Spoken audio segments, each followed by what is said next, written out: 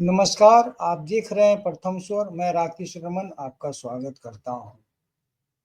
आज 27 जनवरी और जो काम कांग्रेस ने कहा था, मतलब कांग्रेस के नेता अजय माकन ने कहा था, उसे आज उन्होंने पूरा कर दिया। आप सोच रहे होंगे ऐसा कौन सा काम कहा था और पूरा कर दिया। कल तक हम लोग जो आरोप लगा रहे थे कि दिल्ली चुनाव के अंतर्गत जब 5 जनवरी को कांग्रेस के कोषाध्यक्ष और वरिष्ठ नेता अजय माकन ने जब कहा था कि Arvind Kejriwal is a traitor, राष्ट्रद्रोही है, उसके बारे में मैं पीसी करने जा रहा हूं और उस पीसी को रोक दिया गया था एन वक्त पर। बताया गया था कि राहुल गांधी का फोन आ गया और पीसी रुक गई। अंतोगत्वा आज 27 जनवरी को 22 दिन के बाद वो पीसी हुई और अजय माकन ने कुछ सबूत दिखाए जो कि पहले से भी डोमेन में थे, हल्के चर्चे में थे, उस तरह से चर्चे में नहीं थे। अरविंद केजरीवाल के लिंकेज सिख फॉर जस्टिस के साथ और खालिस्तान समर्थक की बात उन्होंने कही।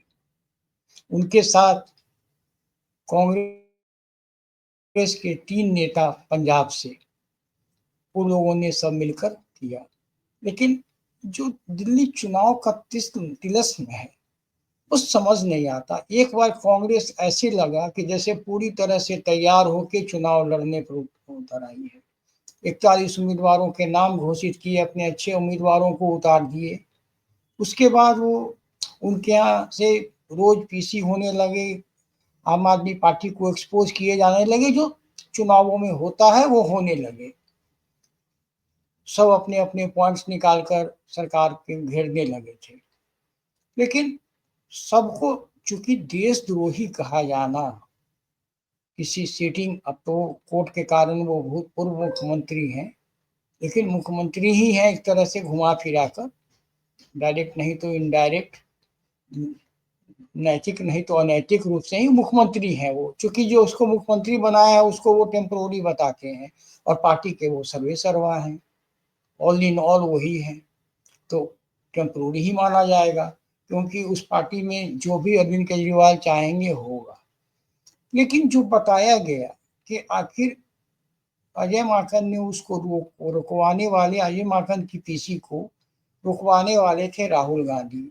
और तब से हम आप सभी सोचने लगे थे क्या कांग्रेस आम आदमी पार्टी के आगे लेट गई है या कोई दबाव है राहुल गांधी के ऊपर। तो दबाव की बात जब आई तो तरह तरह के एक स्पेकुलेशंस जारी होने लगे। किसी ने कहा राहुल गांधी को लालू प्रसाद यादव ने समझाया है, तो किसी कोई कहने लगे कि इनके जो फॉरेन लिंकेज इतने हैं उधर से इन पर प्रेशर आ रहा है। सवाल ये उठता है कि प्रेशर किसी ने भी दिया हो, अरविंद केजरीवाल के खिलाफ आप चुनावों में उतर चुके हैं और कांग्रेस अपने अपने सबसे खराब दिनों में चल रही है।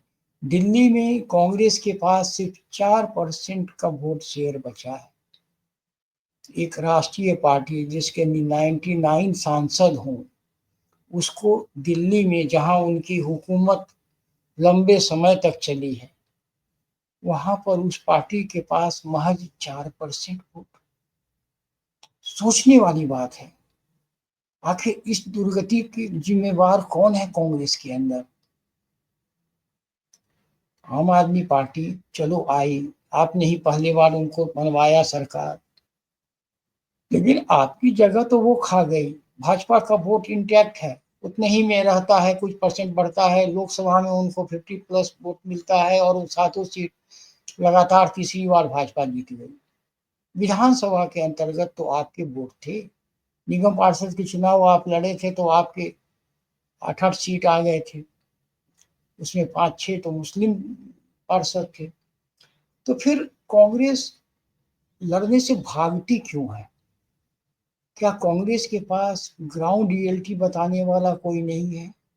ये $1 मिलियन क्वेश्चन होकर रह गया है कि हम जैसे लोग पॉलिटिकल कमेंटेटर कहिए घूमते फिरते देखते, मैं आज भी दावे के साथ कह रहा हूँ कि कांग्रेस के लिए दिल्ली के अंदर आज भी ग्राउंड है, केवल उस पर मेहनत किए जाने की। साफ, जिसे मेहनत कहते हैं, साफ प्रोग्राम बनाकर अगर लगा जाए तो कोई दिक्कत नहीं। कम से कम जब इस बार 41 सीटों की घोषणा करके उतरी कांग्रेस, तो ये लगा कि इस बार चुनाव लड़ने के मूड में है। लेकिन भाजपा सत्ता में नहीं आए, ये एक मकसद होके रह गया है। तो क्या कांग्रेस भाजपा को सत्ता में नहीं आने देने के लिए अपने आप को समाप्त कर देगी? अगर उसकी यही मंशा है कि हम मिट जाएंगे और भाजपा को नहीं आने देंगे, तो वो जो कर रही है वो सही है। आप देखिए, आज के ही दिन मैं बता रहा हूँ कि उत्तराखंड में 11 निगम के होते हैं, निकाय के चुनाव हुए, उसमें 10 सीट भाजपा जीत गई और 11वां पे कौन? कांग्रेस नहीं आई है, इंडिपेंडेंट आई है।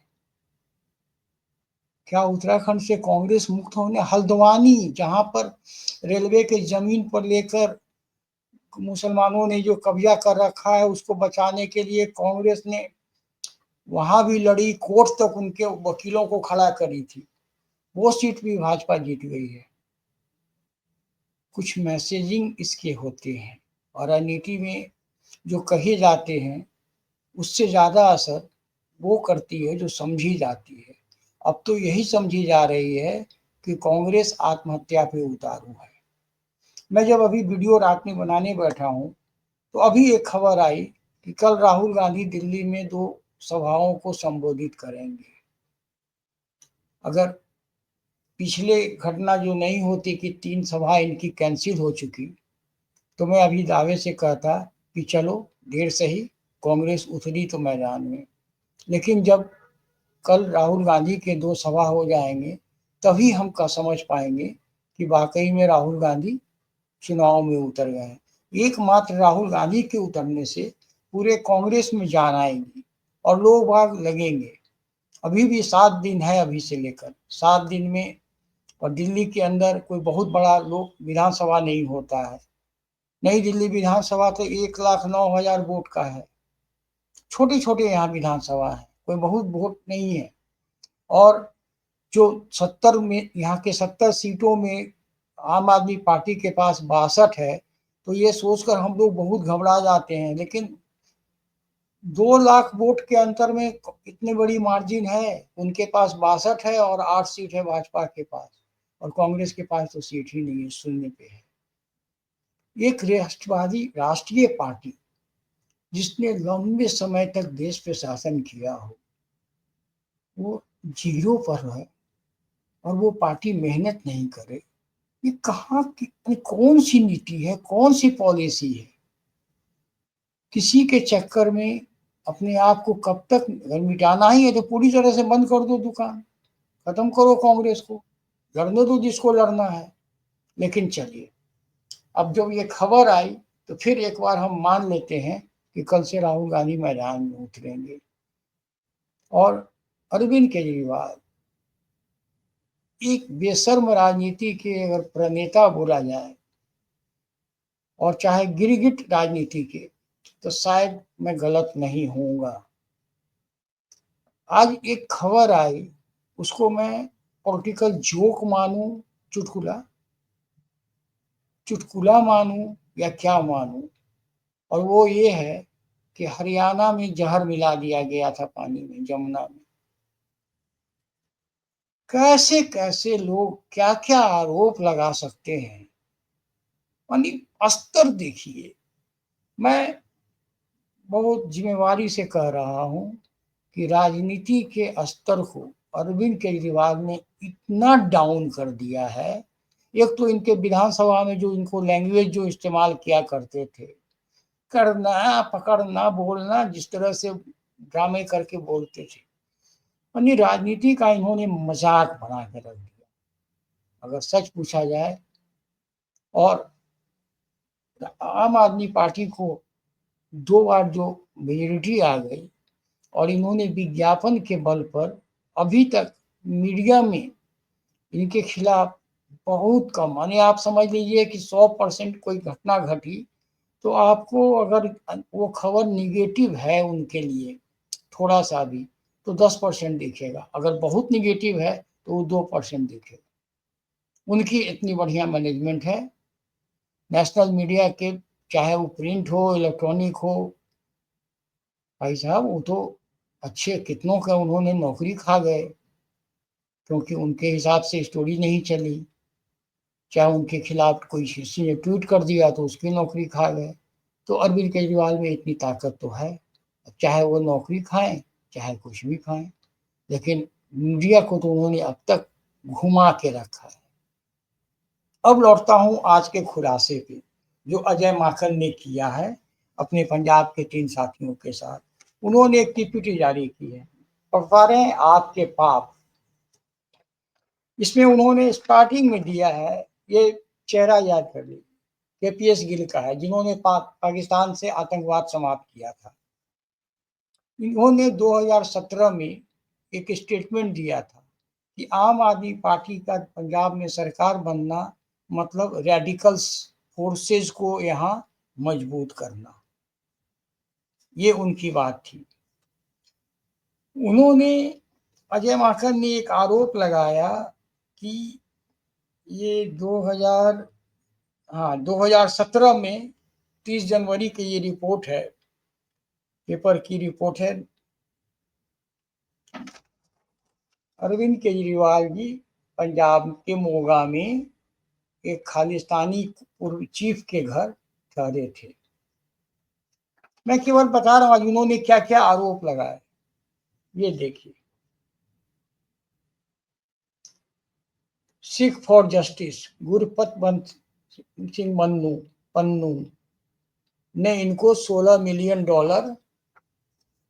टुकड़े दिए थे, किस लिए? तो एक ब्लास्ट का आरोपी दिल्ली ब्लास्ट कन्विक्ट भुल्लर को छोड़ने के लिए, उस पर कार्रवाई करने के लिए। ये आपके पाप जो उन्होंने बताकर गिनाए हैं वो मैं बता रहा हूं। एक उन्होंने फिर दिखाया प्रो खालिस्तानी ग्रुप में सीएम अरविंद केजरीवाल पन्नू जो न्यूयॉर्क के जिस गुरुद्वारे में मिले थे, और इस बात की पुष्टि किसने की थी? तो इनके पार्टनर हुआ करते थे कभी आम आदमी पार्टी से जुड़े हुए मुनीश रायजादा, जो न्यूयॉर्क के उस गुरुद्वारा में इनके साथ गए थे। और मुनीश रायजादा ने यूट्यूब पर अपने आप को बताया है, अभी वो कोशिश कर रहे हैं चुनाव लड़ने की, एक अपनी पार्टी बनाई है उन्होंने बीएलपी के नाम से, और वो चुनाव लड़ रहे हैं। तो उन्होंने साफ साफ बोला कि वहां वो गए थे और पन्नू के पास भेजने वाले इनके आईआईटी में इनके सहपाठी जो कि दुबई वगैरह में थे, उनके थ्रू ये मैनेज हुआ था। केजरीवाल के लंबे हाथ नापिए आप, इनके साथ खड़गपुर में पढ़ा व्यक्ति दुबई में बैठा है, उसने लिंक दिया और ये लोग मिलने गए। और डॉक्टर मुनीश रायजादा ने तो यहाँ तक बताया है कि बाद में आशुतोष गुप्ता, आशुतोष जो पत्रकार बन के घूमते हैं आजकल, वो भी जाते थे। और $16 मिलियन एक बार में तो आए नहीं है, उसने भी बोला है कि मैं इतने इतने दिनों में दिया हूं। और उनकी पन्नू की सिर्फ एक कंडीशन थी कि हमारे उस खालिस्तानी जो कन्विक्ट है उसको छुड़वाना है, तो इस कारण इन्होंने पैसे लिए थे। फिर सिख फॉर जस्टिस के वाले ने खुलासा किया कि राघव चड्डा ने फोन कॉल करके उनको, ये सारे अजय माकन के खुलासे हैं। पंजाब के क्या करार की बरार से कुल्लू के कहां तक मनाली तक में दीवारों पर सिख फॉर जस्टिस के नारे लिखे गए थे, खालिस्तान जिंदाबाद वगैरह। हिमाचल प्रदेश में खालिस्तान के काले झंडे लगे देखे गए, जिसमें अरविंद केजरीवाल पर हमला बोला था। अरविंद केजरीवाल, ये भी उन्होंने दिखाया था। इसके बाद जो अजय माकन ने एक चिंता और जाहिर की कि पंजाब के थानों पर अब तक 11 अटैक हो चुके हैं हैंड ग्रेनेड के, और हैंड ग्रेनेड ऑस्ट्रिया का बना हुआ हैंड ग्रेनेड है। अजय माकन और वो सुखजिंदर सिंह रंधावा के हिसाब से अगर बात चले तो जिस रास्ते पर इनको जाना आना होता है वहां पर पंजाब सरकार नाका नहीं लगा सकती। ये है आपके पंजाब की हालत।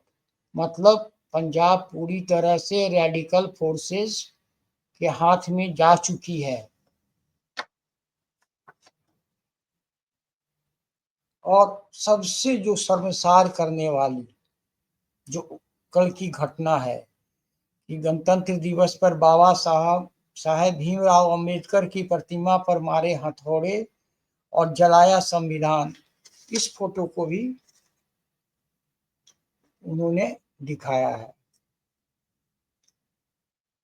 और ये इस पर कोई कार्रवाई नहीं, और ये जो जगह है ये ठीक थाने के सामने है। और लास्ट में ये एक पन्ना है जिसमें 20 जनवरी 2014 का आई एम ए नार्किस्ट, इस पर है I am a anarchist will spread disorder in Shinde house. उस वक्त सुशील कुमार सिंधे होम मिनिस्टर हुआ करते थे। इन प्रेजेंटेशन के साथ अजय माकन ने अरविंद केजरीवाल को, उसके बाद उन्होंने यही कहा कि इस तरह का व्यक्ति को हम देशद्रोही नहीं कहें तो क्या कहेंगे। और उन्होंने बहुत जोर देकर कहा कि हम लोगों ने कहा ये आपके स्टैंड है, चूंकि राहुल गांधी के बारे में पता चला था हम लोगों की, राहुल गांधी ने इनको प्रेस कॉन्फ्रेंस रोक दी थी। उन्होंने कहा बाई हायरार्की मैं नंबर 2 हूं। और वाकई में प्रेसिडेंट के बाद ट्रेजरी होता है हायरार्की में। अब अब इन्होंने अपने मन से कहा या इनको इजाजत मिली है, मुझे तो लगता है कि इजाजत मिली होगी लेटर और सुनर। कांग्रेस को रियलाइज तो होगा कि अगर वो ठीक से केजरीवाल के खिलाफ नहीं लड़ रहे हैं तो they are making a very big mistake. और ये ब्लंडर हो मैं कह सकता हूँ। जो कांग्रेस समाप्त हो रही है, उत्तराखंड में 11 में चुनाव में 10 में आप हार चुके हो, 11वां भी आप नहीं हो, एक जीता भी तो इंडिपेंडेंट है। कितने जगह पर आप नंबर 3 पर चले गए हो जहां पर सिर्फ 2 पॉलिटिकल पार्टी है, इंडिपेंडेंट से आप हार जा रहे हो। और उसके बाद भी आप आज वहां जाने का, मध्य प्रदेश में थे, दिल्ली में चुनाव है। खैर बड़े नेता की बड़ी प्लानिंग होती है, हम लोग आम लोग नहीं समझ पाते हैं। लेकिन इन बिटवीन द लाइन्स अगर पढ़ी जाए तो कांग्रेस चुनाव लड़ रही है, चुनाव लड़ती हुई तो दिख रही है, लेकिन चुनाव जीतने के लिए लड़ती हुई नहीं दिख रही है। और अरविंद केजरीवाल बेशर्मी के सारे रिकॉर्ड पार कर रहे हैं। उन्होंने पहले इलेक्शन में जितने वादे किए थे कुछ पूरे नहीं किए, दूसरे में भी किए वो नहीं पूरे किए, फिर आज 15 गारंटी लेकर आ गए। खैर आज अरविंद केजरीवाल का चेहरा इतना दागदार हो गया है कि उस चेहरे पर कोई बाजी नहीं लगाएगा। इतने घोटाले उनके चेहरे पे चिपके हुए हैं। और दारू घोटाले में तो उनकी मुख्यमंत्री की पद गई है। और शर्त ऐसी जो एक अपराधियों को लगाया जाता है, उस तरह की शर्तें। लेकिन हमारे दिल्ली के मुख्यमंत्री ने एक रिकॉर्ड भी बनाया है कि मुख्यमंत्री रहते हुए ये जेल होकर आए हैं, और आने के बाद ऐसी हालत रही कि मुख्यमंत्री ही नहीं रहे। तो मैं आज दिल्ली चुनाव के तिरस्म को ही समझने की कोशिश कर रहा था। कल रात में पुनः आपसे मिलूंगा और दिन भर की घटनाओं को लेकर आपसे फिर बात करूंगा। यदि आपको हमारा ये विश्लेषण अच्छा लगा हो तो वीडियो को लाइक कीजिए, शेयर कीजिए और सब्सक्राइब तो निश्चित रूप से कीजिए। आपके सब्सक्राइब करने, कमेंट करने से हमें थोड़ा अपने पता चलता है कि हमें और क्या सुधारना है, नहीं सुधारना है।